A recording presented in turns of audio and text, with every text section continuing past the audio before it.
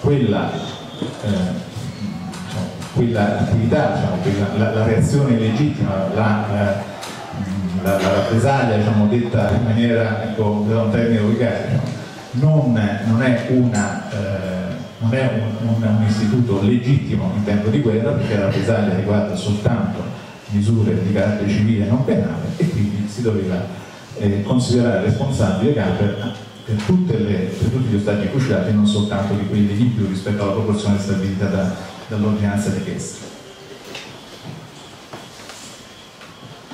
E viene detto anche viene stabilito anche un altro principio importante, perché in genere quando si parla di queste vicende, ma non soltanto nelle chiacchiere fra amici, spesso anche in consessi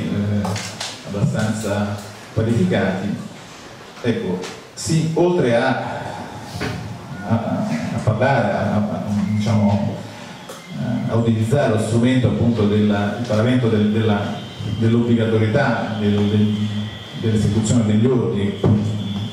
in quanto tali, vi è anche un altro aspetto, cioè quello che, poiché in tempo di guerra, la guerra è qualcosa che altera completamente tutti i rapporti delle situazioni, colui che riceve un ordine criminoso e anche magari percepisce la criminosità di quello che sta facendo, però sarebbe scriminato, perché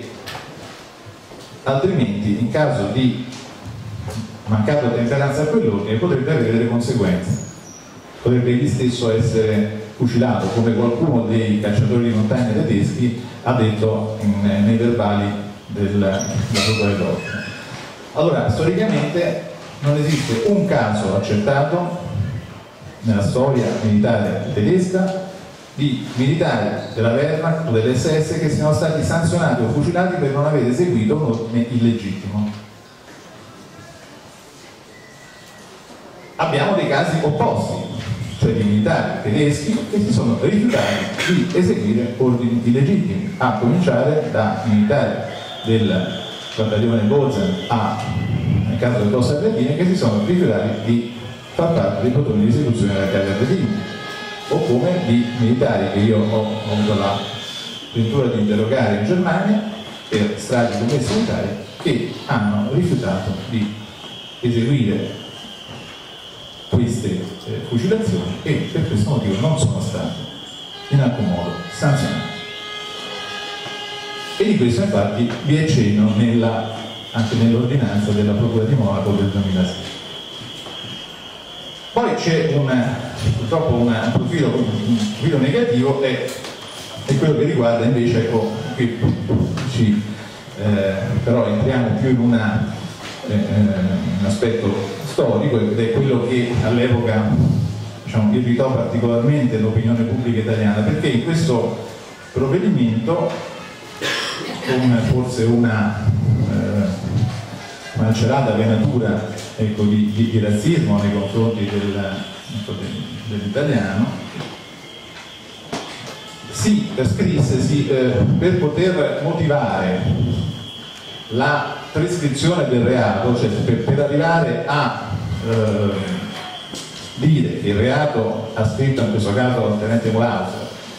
era prescritto, e quindi per far ricadere la fattispecie nell'omicidio non aggravato, quindi meno grave, quello che quindi cadendo in prescrizione non poteva essere giudicato, e si veniva a fare una considerazione sui nostri militari italiani che direi che possiamo definire sicuramente ingenerosa. Il testo dice infatti: le forze militari italiane non erano normali prigionieri di guerra, inizialmente erano alleati dei tedeschi, che poi si sono trasformati in nemici combattenti, diventando dei traditori, per usare il gergo militare. In questo caso è come se parti delle truppe tedesche fossero disertate e si fossero schierate dalla parte del nemico. Questo ragionamento ha consentito al giudice tedesco di non considerare quella fucilazione, quel reato che costituiva un reato talmente grave da inserirlo tra i fatti imprescrittibili, cioè quindi poterlo giudicare. E in questo modo quindi il fatto era considerato meno grave e quindi è stato archiviato. Però questa considerazione, ecco, sul tradimento, sulla normalità del prigioniero di guerra, perché potrebbe chiedersi qual è il prigioniero normale e qual è quello anormale, perché ecco, io credo che esista solo un prigioniero di guerra tutelato dalle convenzioni di Ginevra ora e all'epoca di Ginevra dell'Aia, non c'erano prigionieri normali e prigionieri, o meglio, c'erano nella Germania del nazismo perché c'erano i campi di sterminio, c'erano i campi di concentramento, eccetera, eccetera, quindi probabilmente c'era un'assimilazione, diciamo, di quel prigioniero a un rango inferiore e quindi come tale che non meritava un trattamento previsto per i normali prigionieri. E qui però, diciamo, vengo un pochino anche a una considerazione che ho sentito nella relazione precedente. Ecco, perché c'è un problema. Il prigioniero di guerra italiano era un militare. Questo militare, come tale, era soggetto a una disciplina. Il militare italiano doveva eseguire gli ordini, così come dovevano eseguire gli ordini i militari tedeschi. E l'ordine per il militare italiano era quello di non consegnare le armi, di resistere e nel caso in quale i militari tedeschi avessero tentato di disarmarli, di reagire con la forza. Questo è un ordine, qui io sono in disaccordo con quello che ha detto prima il professor Fincan relativamente al fatto che non c'erano ordini. Gli ordini c'erano perché l'9 settembre il Comando Supremo Italiano dirà un ordine generale che viene che perviene a tutti i reparti dislocati all'estero, compresi quelli in Grecia. In quest'ordine, che è agli atti dell'ufficio storico dello SME e adesso è anche agli atti del processo in corso a Roma per la strage di Cefalonia, c'è scritto chiaramente che le truppe italiane non devono consegnare le armi ai tedeschi, devono mantenere un distacco dai reparti tedeschi e devono reagire in caso nel quale vengano poste in pericolo, diciamo, l'integrità del reparto. Il problema qual è? Il problema è che quest'ordine, che sicuramente è arrivato a Rodi e Corfù, perché infatti prima i fatti di Cefalonia avvengono, diciamo, dal 15-16 settembre, poi le stragi avvengono dal 21 in poi, in alcune isole arrivano sicuramente prima, tant'è che abbiamo delle resistenze, diciamo, non eccezionali, ma ci sono. Mentre invece a Cefalonia si discute su che cosa fare. E allora qui i casi sono due: o quest'ordine è arrivato tardi, perché a un certo punto è arrivato perché si comprende, diciamo, dal carteggio oppure qualcuno, pur avendo ricevuto quest'ordine, lo ha messo in discussione, pur dovendo eseguirlo lo ha messo in discussione. Gianni Gandin sappiamo che era fascista, era stato decorato, era anche imputato per crimini di guerra, c'erano delle investigazioni, quindi io non so quale sia stata, non so perché l'indagine, diciamo, che noi abbiamo condotto non riguarda questo, però sicuramente, ecco, il problema dell'ordine non è se c'erano o non c'erano, gli ordini c'erano, il problema è che o non sono arrivati o qualcuno non li ha fatti arrivare. Poi altro è, diciamo, la programmazione, perché naturalmente nel momento in cui noi sappiamo che nel momento in cui il fascismo è caduto nel luglio del 1943, il giorno successivo Hitler ha organizzato in maniera teutonica, il caso di dire, quindi con precisione, l'operazione Asse, che era quella che ha portato appunto poi al disarmo delle divisioni italiane nella Grecia. Quindi è stato costituito il 22° Corpo d'Armata appositamente per disarmare le truppe italiane in Grecia, e quindi c'è stata una preparazione che non c'è stata in Italia. Cioè l'8 settembre non è stato preparato, mentre i tedeschi si preparavano, noi non ci preparavamo. Quindi l'ordine del 9 settembre di resistere, diciamo, usiamo questo verbo sintetico che forse fa capire meglio le cose, è un ordine che, diciamo, arrivava a truppe che erano impreparate. E lo dico così, diciamo, soltanto, mi permetto solo perché qui vedo dei giovani, non vorrei che avessero anche, diciamo, dei militari magari delle idee. Cioè è vero che è stato detto 3.000, 11.000 gli Stukas eccetera, certamente, però una divisione come la divisione A qui non era una divisione combattente completamente, diciamo, nel senso che era una divisione combattente, sì, erano militari, ecco, però non era una divisione, diciamo, che aveva quell'armamento, quella preparazione completa che poteva far fronte a truppe combattenti di un certo tipo, tanto è vero che il corpo d'armata che è stato costituito dai tedeschi per l'operazione in Grecia è stato costituito con truppe speciali che sono arrivate a dare una forte a quelle tedesche che erano state catturate dagli italiani. Chiusa la parentesi. E peraltro, naturalmente, queste truppe combattenti erano anche truppe molto più motivate, che hanno dato l'esempio e hanno spronato, diciamo, hanno incitato quelli che avevano, quei militari tedeschi che avevano qualche remora, diciamo, ad attuare il trattamento violento nei confronti dei prigionieri, proprio perché avevano un addestramento e un orientamento ben diverso. Quindi il problema dell'ordine è, diciamo, è senz'altro qui si è parlato di scelta, certo la scelta da un punto di vista, io penso si possa parlare di scelta da un punto di vista morale, perché da un punto di vista dell'etica militare, del regolamento militare, delle leggi militari non c'era nessuna scelta. Il militare doveva eseguire le ordini, doveva adempiere al proprio giuramento di fedeltà al re, nel caso italiano, e quindi era fuori discussione che si potesse fare una scelta diversa da quella che è stata fatta dalla divisione A. È bene sapere che qualcuno ha fatto una scelta diversa, in altre ci sono stati degli episodi estremamente spiacevoli nell'isola di Kos, che è stata occupata dai tedeschi alla fine di ottobre, ai primi di ottobre del 43, addirittura una delle batterie italiane, quando i tedeschi sbarcarono, girò i pezzi e sparò sugli italiani, sui propri commilitoni. Quindi questo lo dico, ecco, perché adesso parlare di queste cose a 70 anni di distanza è un conto, però in quel contesto sicuramente le riflessioni sono ben diverse. In ogni caso è anche bene ricordare in questo contesto che i tedeschi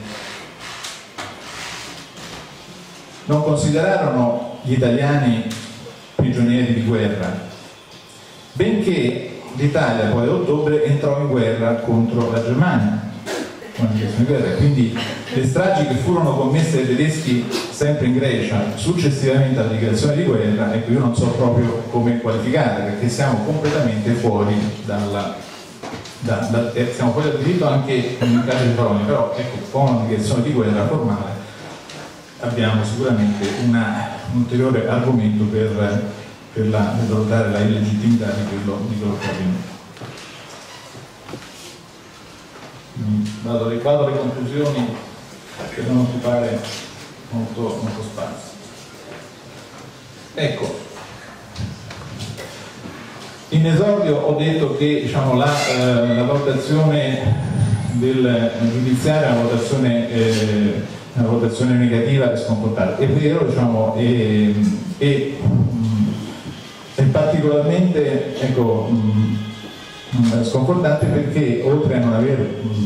prodotto praticamente nessun vero processo in tutti questi 70 anni per un fatto di una gravità inaudita, ecco, non dobbiamo neanche meravigliarci molto allorché parliamo diciamo, della valutazione dei giudici tedeschi sulla prescrizione, nel momento in cui anche noi, anche in Italia, anche negli anni dagli anni 90, quando vi fu una riapertura delle indagini su questi fatti, per la maggior parte delle procedimenti di indagini che riguardavano fatti avvenuti in Grecia, vi furono delle archiviazioni per prescrizione. Quindi diciamo, da questo punto di vista la giustizia italiana e quella tedesca sono andate sicuramente di pari passo. Di pari passo però, a mio parere, diciamo, secondo verso una direzione non positiva. Quello che per chiudere diciamo, vorrei lasciare è che però diciamo, i principi che sono stati affermati in questi ultimi diciamo, provvedimenti tedeschi da un lato e italiani diciamo, non per i procedimenti sui crimini di guerra avvenuti in questi ultimi 10 anni, sono appunto che il militare, la problematica dell'ordine e dell'esecuzione dell'ordine diciamo, è un aspetto che è centrale diciamo, nella vita nel comportamento poi in guerra del militare. Quindi la mistificazione, diciamo, la confusione che fu fatta in quegli anni diciamo, sulla eseguibilità di ordini illegittimi, quindi facendo in modo di attraverso quei meccanismi diciamo, di deumanizzazione del nemico, quindi degradarlo da prigioniero normale a prigioniero anormale, o nel caso del civile che veniva identificato con la strage di Marzabotto come un combattente, quei meccanismi di confusione, di mistificazione sono ormai abbandonati e la giurisprudenza attuale, cioè, sia in Germania che in Italia, è una giurisprudenza che valorizza la responsabilità del militare individuale a prescindere diciamo, dal rapporto gerarchico. Per quello che riguarda l'Italia in particolare, nelle norme di principio sulla disciplina militare, una legge del 78, che purtroppo non è stata del tutto recepita nel codice dell'ordinamento militare che è stato varato pochi anni fa, vi era diciamo, oltre all'esplicitazione chiara dell'obbligo per i militari di non eseguire gli ordini legittimi, vi era anche un aspetto attivo, cioè quello che imponeva al militare di attivarsi anche per non dar seguito diciamo, all'esecuzione di ordini criminosi. Purtroppo quella frase che era contenuta nell'articolo 4 di quella legge non è stata riprodotta nell'attuale codice dell'ordinamento militare, ma il principio io credo che sia comunque che valga sicuramente tuttora. Quindi il paravento diciamo, del rapporto gerarchico non deve assolutamente in nessun modo, in nessuna circostanza, per nessun motivo consentire quello che è avvenuto in quegli anni in Europa e in particolare a Germania.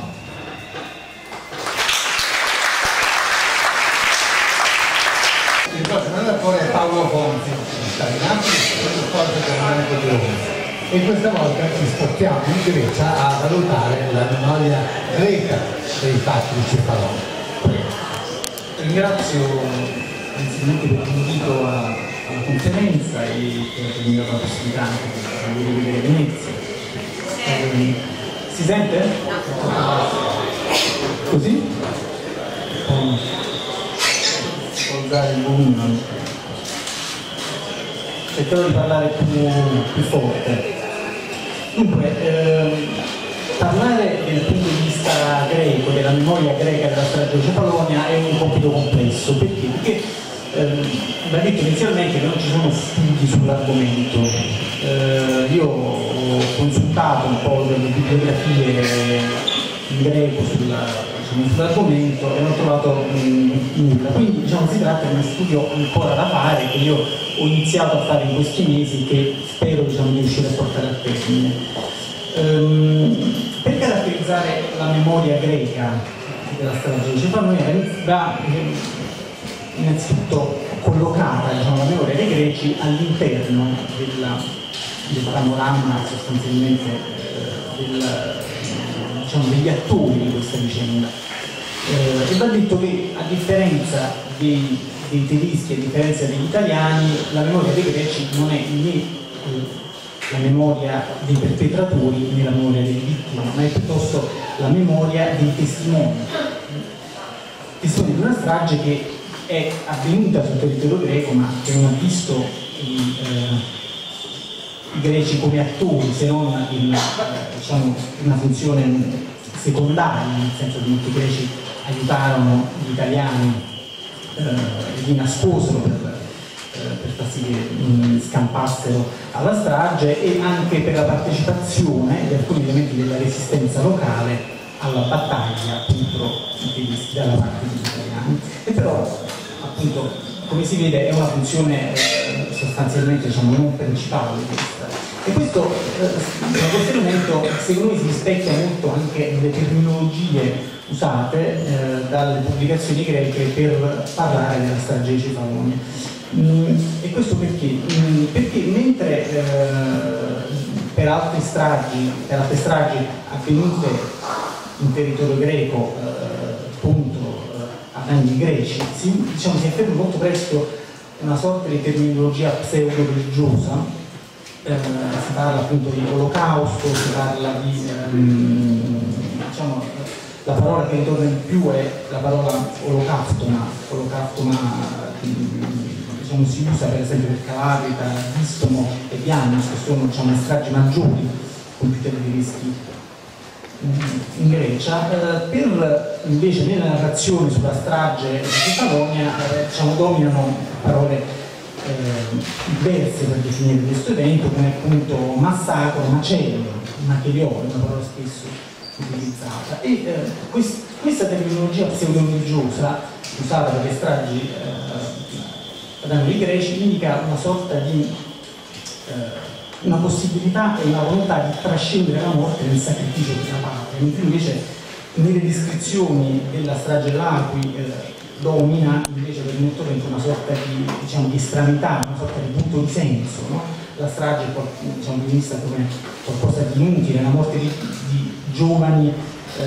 mandati al macello senza alcun motivo. Per inserire la memoria della strage di Cefalonia nell'evoluzione della memoria greca, io dividerò il mio intervento in due parti che corrispondono grosso modo a due fasi della memoria greca della seconda guerra mondiale, e sono una prima fase che va dalla liberazione sostanzialmente nel 1944, dalla fine dell'occupazione fino alla fine della dittatura dei colonnelli nel 1974, e una seconda fase che invece parte da questa data e arriva fino a ora. Nella prima fase della memoria greca della guerra è caratterizzata fondamentalmente da quella che è stata definita da Mark Masauer un'appropriazione conservatrice della memoria della seconda guerra mondiale. Perché? Perché fondamentalmente la guerra fredda, soprattutto la guerra civile che ha diviso la Grecia tra il 46 e il 49, fanno sì che si imponga una memoria della guerra, dell'occupazione,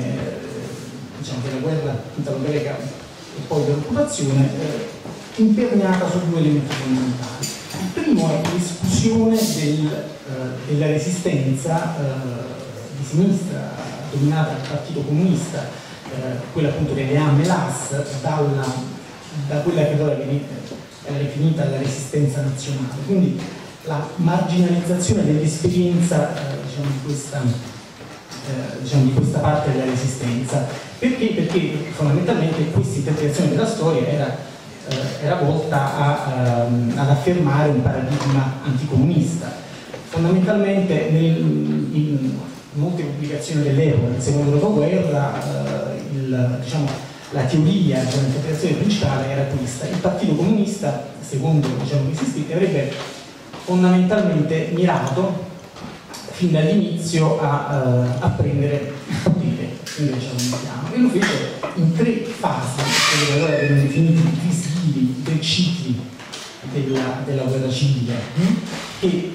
secondo diciamo, che secoli sarebbe cominciata già durante l'occupazione. Il primo erano appunto gli scontri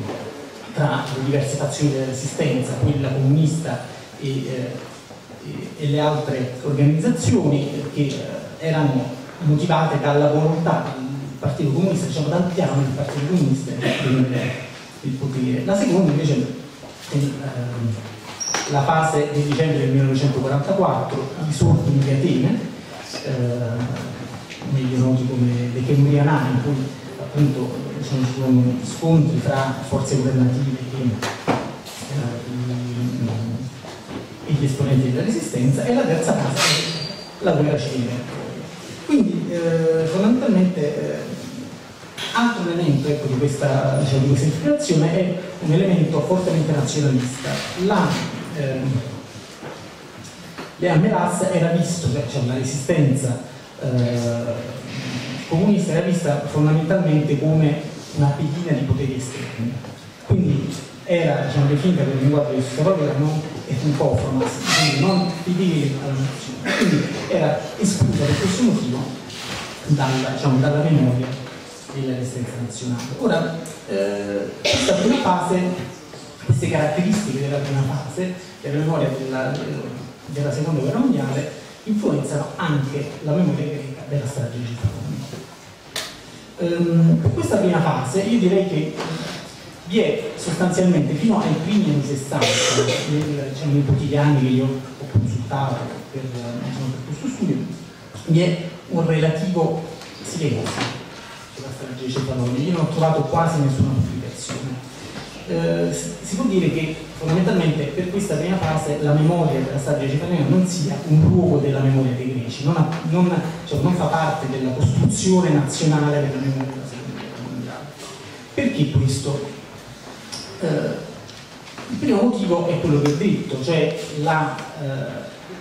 partecipazione e diciamo, la collaborazione di membri delle armi elastiche della resistenza di sinistra alla battaglia contro i tedeschi rese questa memoria scomoda, quindi marginalizzando diciamo, l'esperienza complessiva delle armi elastiche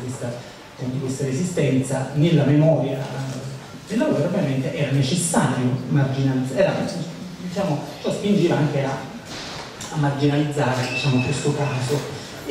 però questa spiegazione non è esaustiva. Perché in realtà diciamo, sarebbe stata possibile una versione anticomunista anche di questa strage. E allora diciamo, i motivi di questo silenzio vanno ricercati un po' anche altrove. Direi che uno degli elementi fondamentali è il fatto che fino ai, diciamo, negli anni del dopoguerra, non sappiamo bene fino a quando, vi erano diciamo, una popolazione greca forti sentimenti anti-italiani, determinati fondamentalmente dalla memoria dell'occupazione. Non solo questo evidentemente, più che anche la memoria dell'occupazione, ma soprattutto era molto forte la memoria dell'aggressione immotivata nel 1940, quando l'Italia senza alcun motivo, diciamo, senza avere neanche diciamo, dei pretesti validi, diciamo, le rivendicazioni con le quali l'Italia attacca alla Grecia sono, diciamo, vengono considerati dei stessi tedeschi un po' prima ancora. E ovviamente è il primo atto diciamo, della tragedia greca negli 40, perché per molti greci diciamo, l'occupazione sarà un periodo di fame, un periodo diciamo, caratterizzato da massacri, e quindi come dire, il primo atto e la causa prima fondamentalmente di questa vicenda è proprio la decisione militare, e questo caratterizza molto la memoria greca della seconda guerra mondiale. Mi sembra interessante per caratterizzare proprio questo, per dare diciamo, un senso più concreto a quello che sto dicendo, parlare brevemente di una disputa che si svolge tra il 44 e il 45 tra l'Italia e la Grecia. Nell'ottobre del 44 l'Italia chiede agli alleati di mandare una missione militare a Cefalonia per indagare sulla strada. Si sa che diciamo, cos'è accaduto e si vogliono cercare diciamo, sul campo le prove, intervengono i testimoni. E gli alleati si rendono subito conto che la richiesta non verrà accompagnata dalla Grecia e quindi decidono sostanzialmente di legare, diciamo, questa richiesta da parte dell'Italia alla richiesta che hanno fatto, come ha fatto fondamentalmente la Jugoslavia in quel periodo, di mandare una commissione di indagine sui crimini di guerra compiuti dagli italiani in Jugoslavia, e quindi si chiede anche alla Grecia, diciamo, di mandare una propria commissione in Italia per indagare sui crimini compiuti dagli italiani in Grecia. Questo perché si spera così di rendere, diciamo, una cosa più accettabile, si concede qualcosa alla Grecia e in modo, diciamo, che la Grecia accoglie questa missione militare. La Grecia però risponde in modo decisamente negativo. Quando diciamo, la missione militare è già pronta a partire, nel 1945 invia un documento molto aspro, molto critico, e dice: sfortunatamente, a causa della condotta delle forze di occupazione italiane, che come noto hanno commesso tremende atrocità contro la popolazione greca di queste isole, e a causa dell'esecuzione di massa di persone innocenti e distruzione di interi villaggi, temiamo che l'arrivo di una missione italiana in queste isole causerebbe incidenti spiacevoli per il Ministero della Guerra greco, che il Ministero della Guerra greco vuole evitare ad ogni costo. E diciamo, successivamente l'ambasciatore britannico alla fine manda un rapporto agli alleati a cui consiglia di insistere su questa questione della commissione e scrive: il governo greco è sempre più risentito per il modo in cui, a loro giudizio, si sta trattando l'Italia semplicemente come un'altra vittima della Germania, sebbene è stata provocato danni letali ai greci. In considerazione dell'annessione italiana delle isole Ionie durante la guerra, essi considererebbero quasi certamente come lesiva del loro prestigio la presenza di una missione militare, sottolineato nel testo, italiana nelle isole.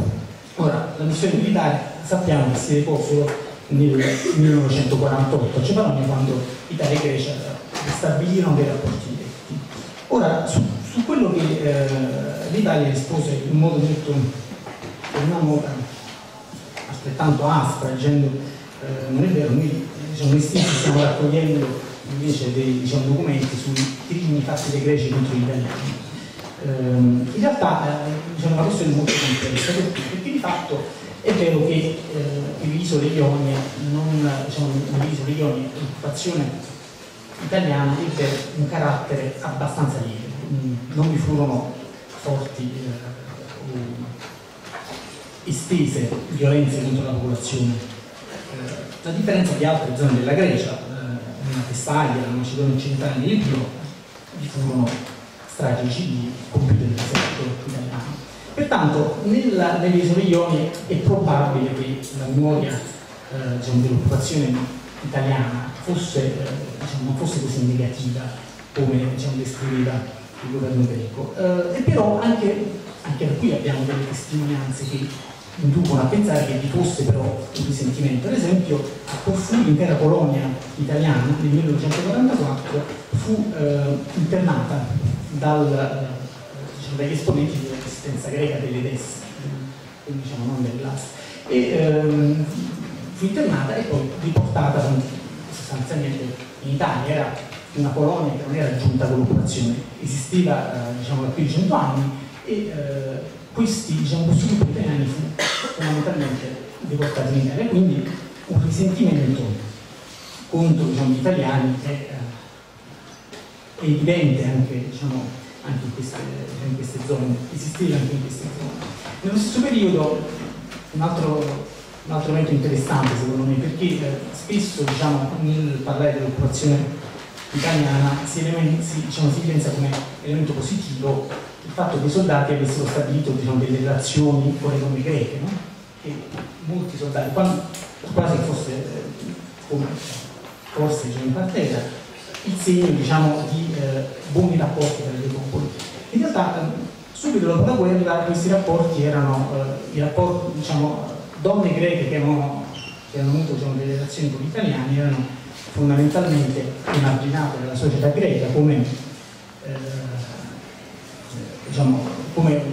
un documento alleato che trovate in archivio dice chiaramente le donne greche che avevano avuto relazioni con gli italiani, molte di queste donne erano cacciate dalle famiglie ed erano quindi un peso, diciamo, per gli alleati che non riuscivano che dovevano occuparsi di loro, e quindi si organizzò fondamentalmente il rimpatrio, diciamo, di queste donne, di quelle che avevano sposato gli italiani durante l'occupazione, in Italia. Si può dire che in questo periodo, come emerge anche dal documento che ho letto prima,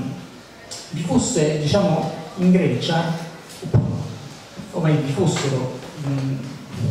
in Italia e in Grecia due memorie uguali e contrarie. Cioè, mentre l'Italia sottolineava il suo contributo alla guerra anche attraverso diciamo, la valorizzazione della strage di Cefalonia, il suo contributo alla guerra dato sia diciamo, dopo l'8 settembre e soprattutto poi dopo la belligeranza, la Grecia cercava invece di valutare il proprio contributo nella guerra e vedeva con ostilità la rivalutazione militare, no? E politica, diciamo, dell'ex nemico. Ora, tutti questi elementi, diciamo, gli elementi di questo quadro, cerco di, diciamo, di non dilungarmi troppo per non rovinare la pausa a cui tutti andiamo, questi elementi caratterizzano fortemente anche la memoria dei cefaloni e si ritrovano infatti nelle pubblicazioni, nelle poche pubblicazioni che ho trovato negli anni 50 e 60 sulla strage. La prima pubblicazione è quella di un giornalista ateniese di nome Yorgos Karagiorgas sul quotidiano nazionale Ethnos, che Karagiorgas pubblica tra il 52 e il 53 un'intervista a Andrea Scagliazzatos, che era l'inviato dell'intelligence alleata a Cefalonia. Scagliazzatos arriva poco prima dell'8 settembre a Cefalonia per cercare di organizzare resistenza e anche per prendere contatti con gli italiani e fondamentalmente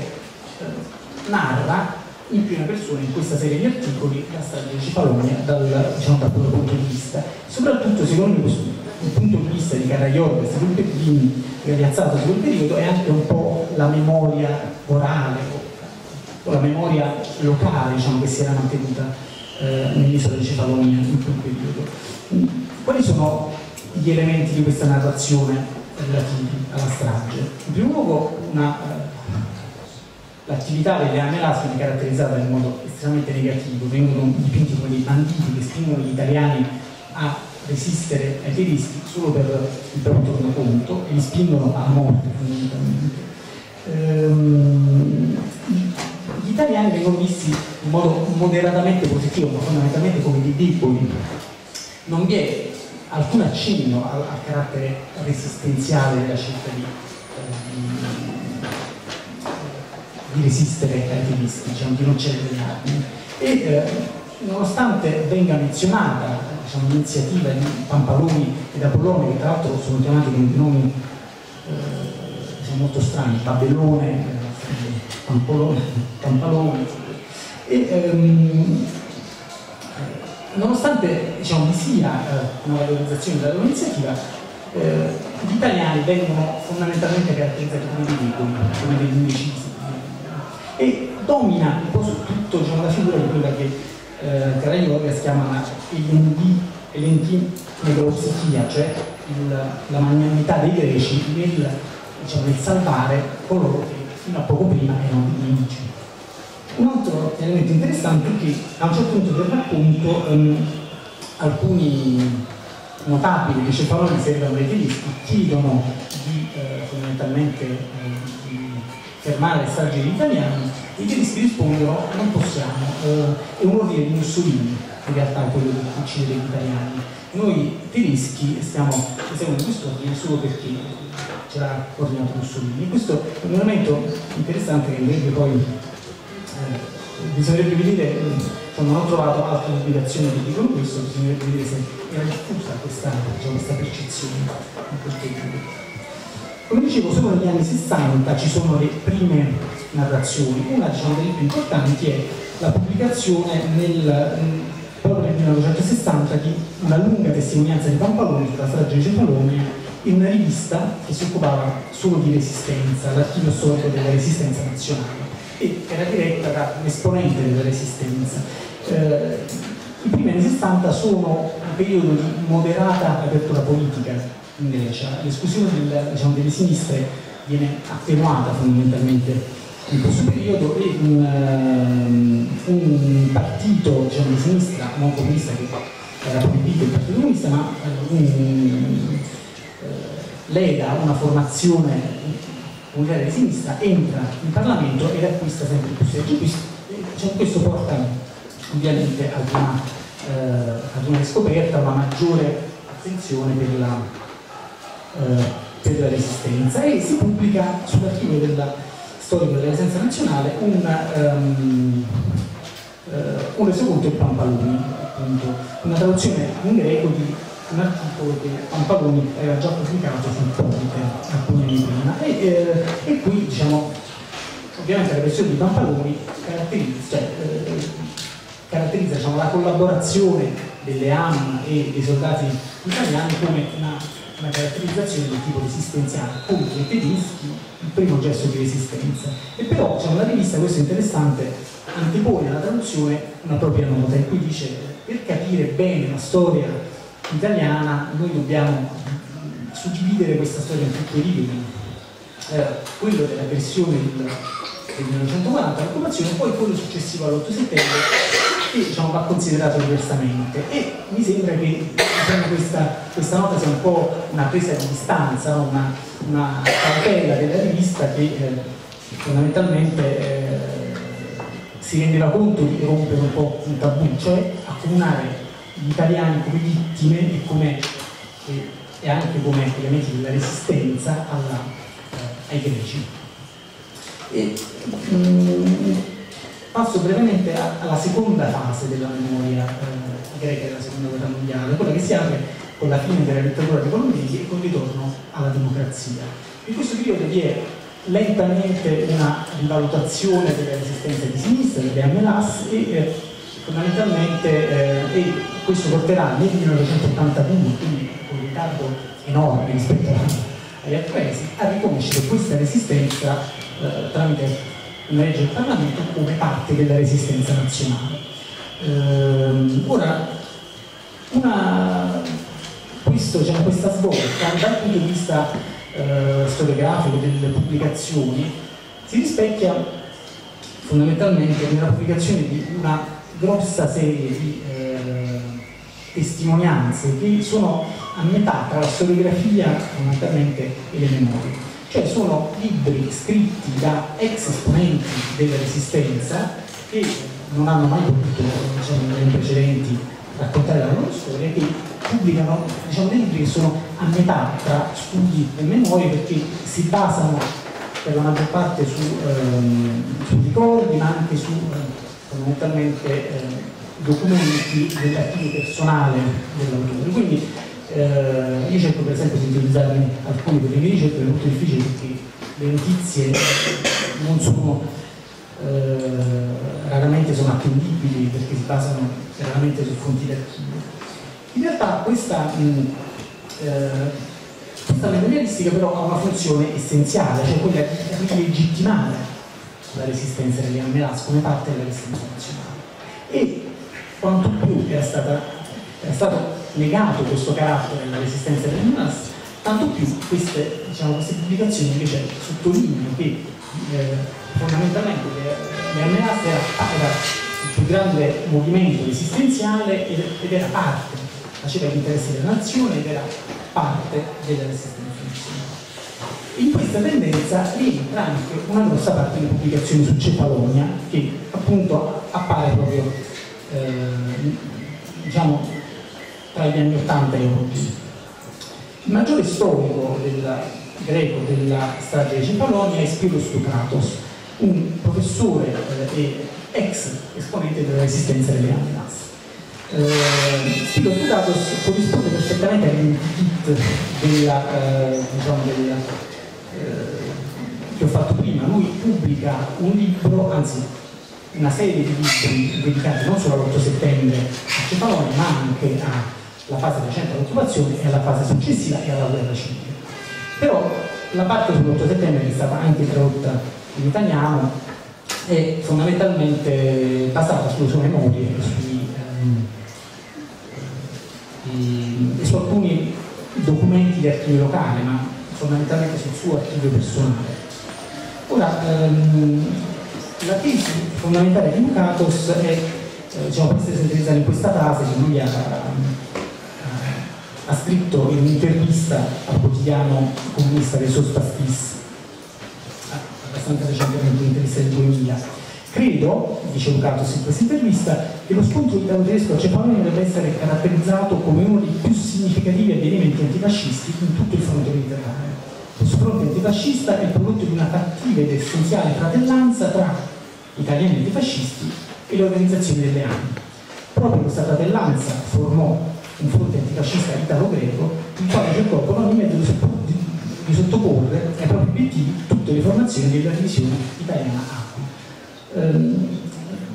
Lukács narra nel suo libro come lui abbia cercato di, come all'interno dell'ANI sia formato prima dell'8 settembre una cellula